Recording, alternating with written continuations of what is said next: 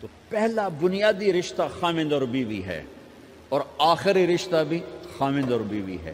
لیکن اس وقت ہمارے معاشرے میں خامند سے زیادہ اس کے ماں باپ حق جتلاتے ہیں، خامند سے زیادہ اس کی بہنیں حق جلاتی ہیں، خامند سے زیادہ اس کے رشتہ دار حق جتلاتے ہیں، اور جھوٹی سچی شکایتیں لگا کر بیوی سے متنفر کرتے ہیں، اور کہیں بیوی کو خامند سے متنفر کرتے ہیں، آپس میں لڑائی لڑا کے پھر خوش ہوتے ہیں۔ میرے نبی سے پوچھا جائے یا رسول اللہ آپ کو سب سے زیادہ کس سے پیار ہے؟ تو آپ نے کہا عائشہ سے۔ اللہ، وہ جھینپ کے کہنے کے نہیں، میں پوچھ رہا ہوں لوگوں میں آپ کو کس سے زیادہ پیار ہے؟ تو آپ کہتے ابو بکر سے۔ تو آپ نے پھر کہا ابوہا، مجھے عائشہ کے باپ سے زیادہ پیار ہے۔ پھر پہلے عائشہ کا، تو پھر کہتے ابو بکر۔ تو آپ نے کہا نہیں، ابوہا، مجھے عائشہ کے باپ سے سب سے زیادہ پیار ہے۔ یہ آپ کو میسج دیا ہے کہ گھر کی زندگی کیسے ہوتی ہے، کوئی عشق نہیں چڑھا ہوا تھا، میسج ہے نا۔ ام عائشہ چھوٹی عمر کی تھیں، ان کو آٹا گوندھ کے دیتے تھے، آٹا گوندھ کے دیتے تھے، پھر جب ان کو آٹا گوندھنا آ گیا پھر چھوڑ دیا، پھر ان کو سامنے بٹھا کر لقمے بنا کے کھلاتے تھے۔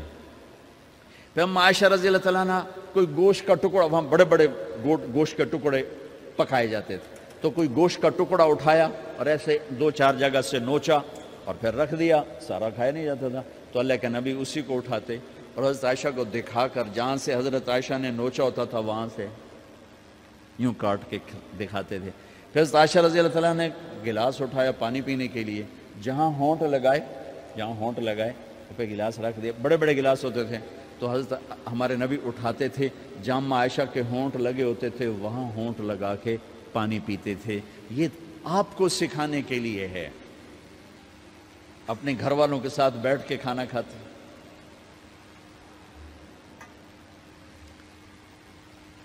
یہ میرے نبی کی معاشرت ہے، یہ میرے نبی کی زندگی۔ گھر میں جھاڑو دیتے، اپنے کپڑے خود دھوتے، کوئی چیزیں بکھری پڑی ہوتی تو بیوی کو نہیں ڈانٹتے، خود اٹھ کے سیٹ کر کے رکھ دیتے، گھر والوں کے ساتھ مل کر برتن دھوتے، صفائی کرتے، گھر والوں کے ساتھ مل کر۔ یہ میرے نبی کی ایک خوبصورت زندگی ہے۔ بھائیوں بہنوں، ہم بھلا چکے ہیں بیوی کے لیے خامند کو سب سے بڑا حقدار۔ بعض لڑکیاں ایسی نادانی کرتی ہیں کہ شادی کے بعد بھی اپنے ماں باپ کی آنکھ کو دیکھ کے چلتی ہیں۔ شادی کے بعد سب سے بڑا حق خامند کا ہے، شادی کے بعد سب سے بڑا حق خامند کا ہے۔ ماں باپ پیچھے چلے جاتے ہیں، بہن بھائی پیچھے چلے جاتے ہیں، لیکن یہ نادانیاں بھی دیکھنے کو ملتی ہیں کہ شادی کے بعد بھی ماں باپ اپنی بچی کو اپنے قابو میں رکھنے کی ترتیبیں سوچتے ہیں تو وہ بھی اپنی بچی کا گھر برباد کر دیتے ہیں۔ میرے نبی سے پوچھا گیا یا رسول اللہ عورت پر سب سے زیادہ کس کا حق ہے؟ تو آپ نے فرمایا اس کے خامند۔ ایک خاتون ہے، یا رسول اللہ میری شادی ہو رہی ہے تو میرے اوپر میرے خامند کا کیا حق ہے؟ تو آپ نے ارشاد فرمایا تیرے خامند کے جسم پر زخم ہو، زخموں میں پیپ پڑ جائے اور تو اپنی زبان سے چاٹ کے زخم صاف کرے تو تو نے اپنے خامند کا حق ادا نہیں کیا۔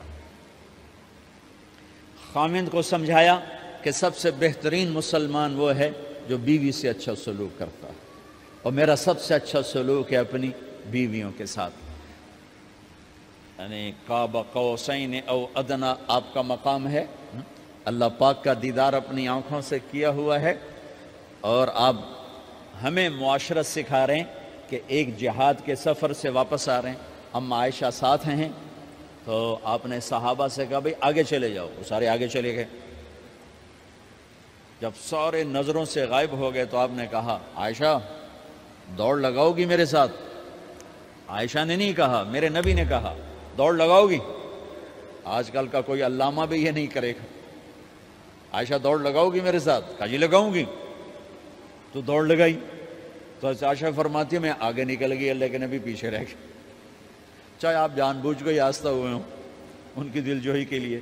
کچھ سال گزر گئے، پھر جہاد کے سفر سے واپسی ہو رہی ہے تو آپ نے صحابہ سے کہا بھائی آگے چلے جاؤ، تو سارے آگے چلے گئے، غائب ہو گئے۔ عائشہ دوڑ لگائیں؟ کہا جی لگائیں۔ تو فرمایا کہ ان دنوں میں ذرا موٹی ہو گئی تھی، جب دوڑ لگائی تو اللہ کے نبی آگے نکل گئے، تو پھر آپ نے کہا عائشہ ہذہ بتلک، عائشہ اب تیرا میرا حساب برابر ہو گیا. اس دفعہ تو آگے نکل گئی، آج میں آگے نکل گیا. یہ میرے نبی کی معاشرت ہے کہ بھری محفل میں کہہ رہے ہیں مجھے عائشہ سے سب سے زیادہ پیار ہے. اور عرب میں عیب تھا، جیسے ہمارے ہاں بھی عیب ہے کہ کوئی بھری محفل میں کہ مجھے بیوی سے سب سے زیادہ پیار. کہ تیری ماں کتنے گئی؟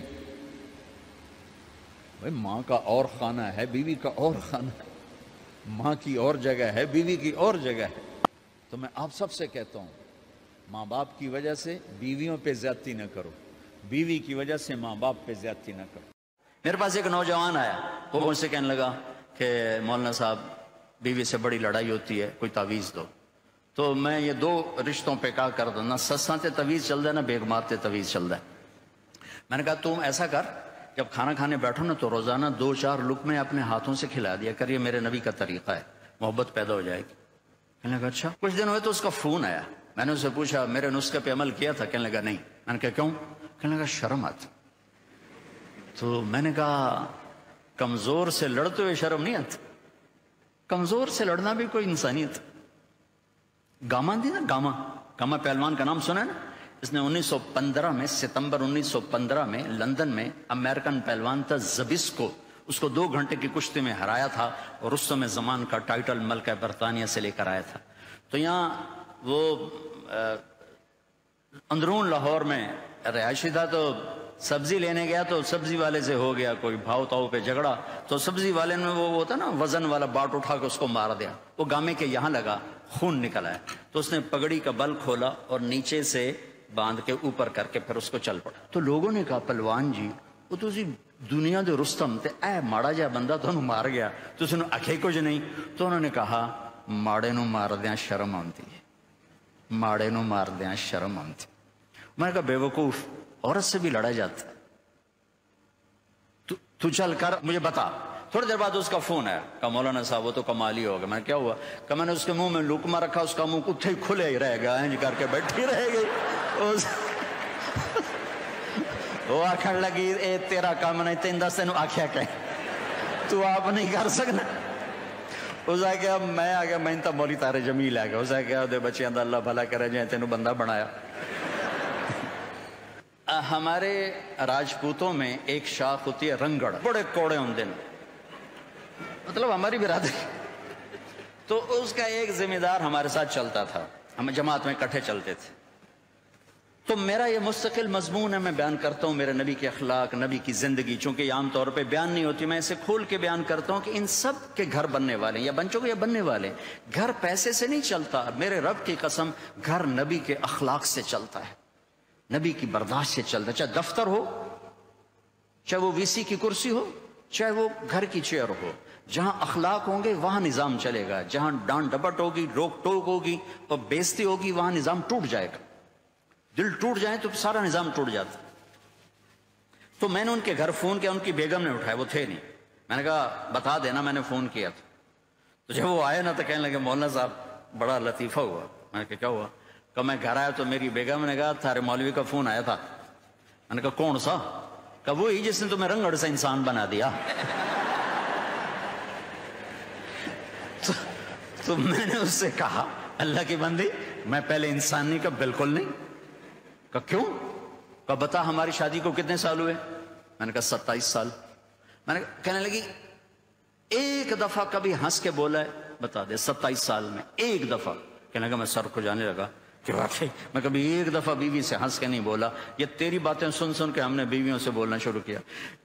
میرے عزیزو، میرے نبی کی خوبصورت زندگی ہے عالی اخلاق، عالی اخلاق، عالی اخلاق، عالی اخلاق.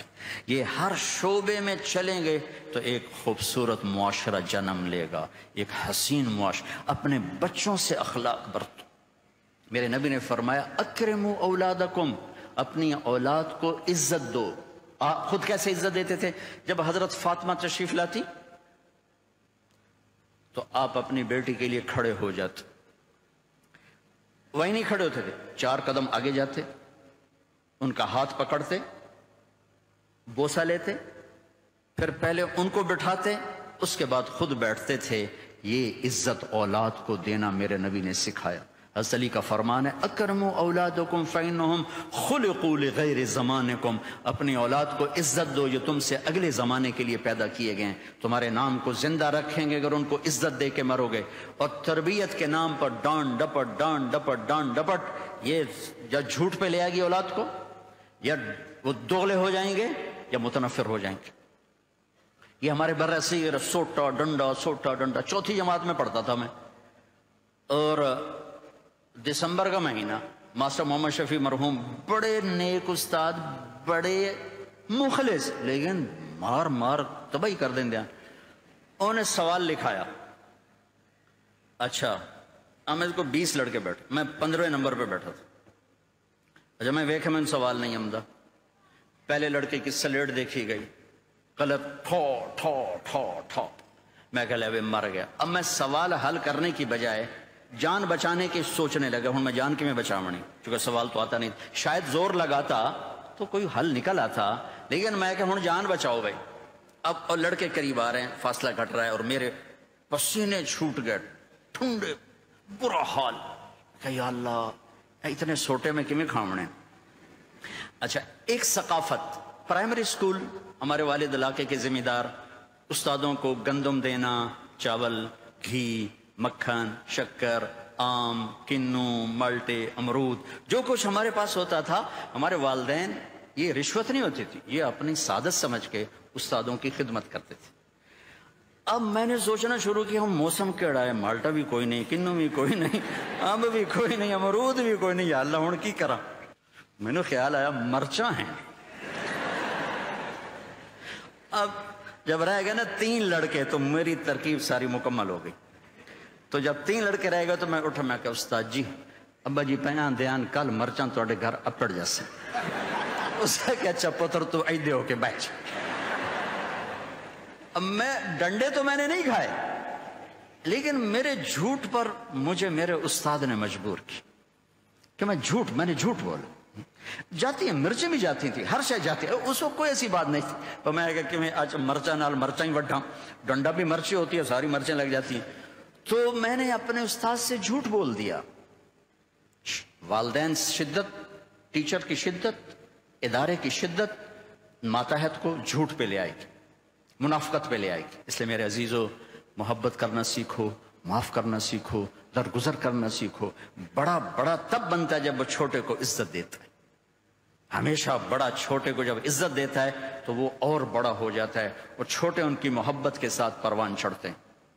اور جب ڈانٹ ڈپٹ ہوتی ہے، میرے نبی نے زندگی بھر کسی کو موقع پہ نہیں ٹوکا۔ ایک آدمی نے مسجد میں پیشاب شروع کر دیا تو صحابہ اٹھے، آپ نے کہا پیچھے ہٹ جاؤ، مسجد میں پیشاب ہو رہا ہے۔ جب وہ پیشاب سے فارغ ہو گیا، آپ نے کہا پانی بہا دو، پھر اسے بلایا، کہا بیٹا مسجد پاک جگہ ہے، پیشاب نہیں کیا جاتا۔